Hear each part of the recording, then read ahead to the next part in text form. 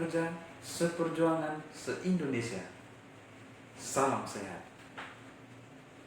Bersama saya lagi, Francisco, dalam channel yang sama, Francisco Channel. Baik, kali ini kita akan membahas mengenai bantuan pendaftaran bagi calon anggota peserta prakerja yang sekarang menjadi alumni prakerja tahun anggaran 2020 dengan total pendaftaran 374 yang mendaftar dan dinyatakan lulus di daerah kami. Pada kesempatan ini saya akan berbagi pengalaman di mana saya telah membantu sebanyak 374 warga di sini dalam penerimaan kartu prakerja. Pengalaman saya dalam membantu warga sebanyak 374 itu dimulai dari yang pertama, gelombang kelima dengan ini ya sudah kusut, terus gelombang ke-6, terus gelombang ke-7, lalu diikuti dengan gelombang ke-8. Nah, ini yang paling sedikit karena saya berhalangan, sehingga yang saya lakukan kepada para masyarakat di sini yang mengikuti gelombang tahap ke-8 sedikit karena memang waktunya sangat mepet karena saya juga ada urusan. Lalu diikuti dengan gelombang ke-9, setelah itu gelombang ke-10, dan gelombang ke-11-nya tidak karena waktu itu memang kendala pada jaringan. Jadi total semua pelamar waktu itu 374 dan dinyatakan lulus menerima kartu prakerja, yaitu semi bansos dari pemerintah. Nah, program ini memang dilaksanakan oleh Bapak Presiden, Bapak Joko Widodo, yang merintis kartu prakerja guna membantu masyarakat dalam mendapatkan pekerjaan baik dari segi ekonomi dan dari segi pengalaman, sehingga segala usaha yang mereka lakukan dapat berjalan dengan baik dan terarah.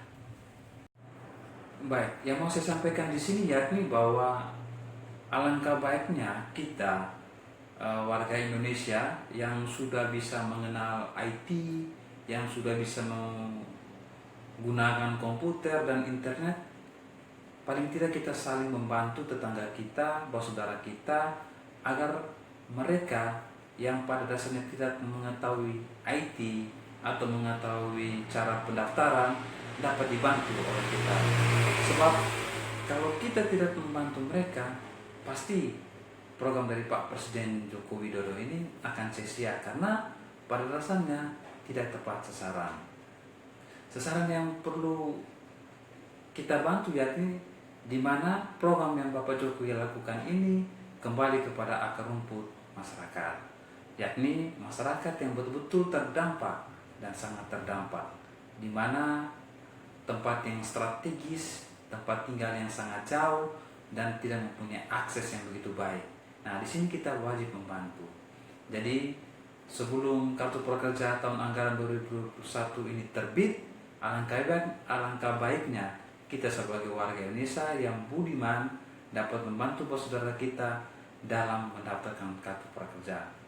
Kenapa harus begitu? Karena kalau tidak seperti itu maka program ini sia-sia saja karena tidak langsung tepat sasaran, di mana mereka yang tahu dengan IT dan dapat bisa melakukan browsing di internet bisa mendapat kartu prakerja, sedangkan yang paling membutuhkan itu warga masyarakat yang betul-betul tidak tahu tentang ini, dan kita harus membantu agar mereka dapat tahu dan dapat menikmati kartu prakerja, sehingga menjadi keinginan mereka bahwa dengan kartu prakerja mereka bisa mendapat informasi kursus, yakni dengan webinar, itu yang mereka inginkan dan yang mereka sementara rindukan. Jadi alangkah baiknya kita bisa dapat membantu mereka dengan kemampuan kita yang ada, kita salurkan sehingga program Pak Jokowi ini dapat betul-betul mereka rasakan dan kita semua rasakan. Lalu ada pun pengalaman yang selama ini saya rasakan ya dalam membantu 374 orang yang sudah menerima kartu prakerja, yakni adanya kendala-kendala yang tak terduga, seperti halnya mereka yang tidak mempunyai handphone, di mana kita harus berusaha untuk membantu mereka membeli kartu SIM card, mengadakan handphone agar mereka bisa kita daftarkan dalam program kartu prakerja. Banyak memang kendala yang dihadapi, tetapi paling tidak semua kendala yang dihadapi pasti ada jalan keluarnya. Yang penting ikhlas untuk membantu. Dalam program kartu prakerja tahun anggaran 2020 sangat-sangat membantu kepada masyarakat yang ada di sekitar saya, di mana pada dasarnya mereka hanya mendengar tetapi tidak tahu harus berbuat apa. Banyak juga di komentar-komentar channel saya yang mengatakan, bagaimana cara daftarnya?